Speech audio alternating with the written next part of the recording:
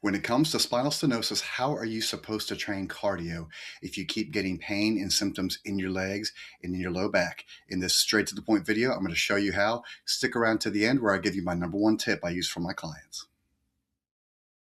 Stationary bike is a real nice option for someone with spinal stenosis. It puts you in a position where you're in slight lumbar flexion. It opens up those spaces for the nerves to pass through, and it allows you to work your legs harder without getting the symptoms down the legs. And with stationary bike, you can jack up the resistance to make it worthwhile. The rowing machine is a good option for someone with spinal stenosis. It puts you in spinal flexion. It opens up those spaces that the nerves travel through, and it helps prevent that compression that causes symptoms down the legs. Additionally, you get that pulling factor, which is good for the upper back. A stair climber can be a good option if you have spinal stenosis, provided that you're not standing completely upright or leaning back. If you're standing completely upright, you may get the same symptoms down your legs that you get with walking or with running. But with the stair climber, if you lean forward a little bit with your hands on the handles, that little bit of spinal flexion can clear spaces for the nerves to get blood flow. You don't get the symptoms down the legs. So that's worth a try for someone with spinal stenosis.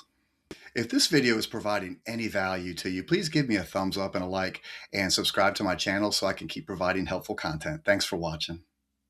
Walking or jogging on the treadmill can be beneficial with spinal stenosis if you put a slight incline setting on the treadmill, maybe like a 0.5 or a 1 or a 1.5. That slight incline causes you to lean forward a little bit, causing a little bit of spinal flexion, again, taking pressure off the nerves, allowing that blood flow in the nerves so that the legs feel good. One thing you don't want to do, we've all seen the guy at the gym who has the treadmill speed jacked up. They're hanging onto the handles and they're leaning back, but they're hanging on for dear life to the point where if they let go, they would fall backwards. In that case, they're in lumbar extension, and that's going to cause symptoms down the legs. So slight incline, leaning forward, that's going to open up those spaces. The elliptical machine is hit or miss when it comes to spinal stenosis. It kind of depends on the setup. Some folks have it set up to where they're leaning forward for the handles, creating that lumbar flexion, which opens the spaces for the nerves and the legs feel good. In that case, I say go for it. For some folks, they still get that lumbar extension just like they do with standing or walking, and they get symptoms down the legs. So with the elliptical, listen to your body. It will let you know. There is no rule that you cannot walk or run with spinal stenosis. It all depends on the symptoms down your legs and in your back. Folks love to walk. Some folks love to walk, and the symptoms down the legs prevent them from walking as far as they want. Same thing with running. The key is with spinal stenosis, when you get the symptoms down your legs, you have to stop. That's just the way it is. This is not a case of no pain, no gain. That's not how nerves work. Once the nerves are compressed, they're being deprived of blood flow. You're going to get symptoms down the legs.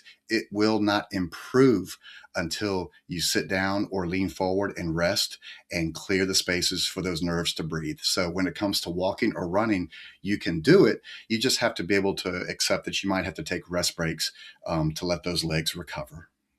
When it comes to cardiovascular training with spinal stenosis, if you're limited by pain down your legs, my number one tip is circuit training. Okay. Circuit training allows you to pick 2 or 3 different movements and rotate them. That way you're giving your legs a break and you're giving the nerves a chance to breathe. So if I have someone that loves to walk or run, but they can't go as far as they'd like to, I have them do the walk or the run for the distance that they can tolerate.